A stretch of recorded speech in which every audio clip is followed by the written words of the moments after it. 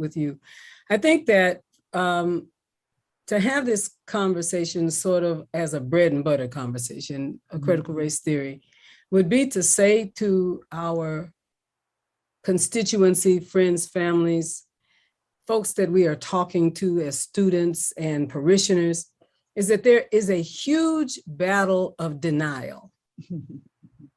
That's the simplest way for me to describe it. Essentially, if we pretend that something didn't happen in the way in which it did happen, we can begin to teach that we have another reality other than the one that we actually have.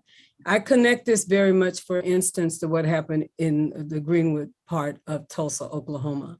That for many, many years, African Americans were not even aware that that massacre had occurred.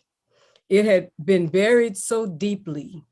I was privy to the sermons that happened in some of the principal churches the morning after that reality. And some of those sermons are still available, where it began a critical race theory reality, or the absence of critical race theory reality, where the pastors went to the pulpit and began to preach that if the Blacks, if the Negroes had, first of all, stayed in their proper place and not tried to essentially imitate and emulate the way of white people's success, if they had just remained Negroes and not built all of these businesses, and that then this thing would not have happened to them.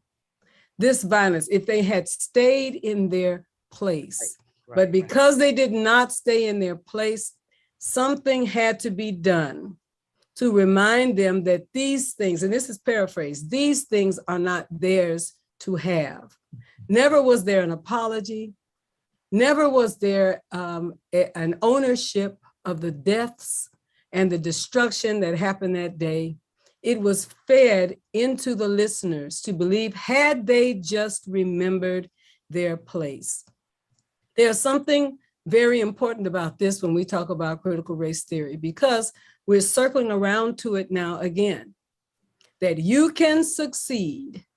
Stop acting like, as people of color, as women, as immigrants, as any marginalized population, you can succeed if you follow the basic rules and rubric that has been designed for you, which essentially is stay in your place.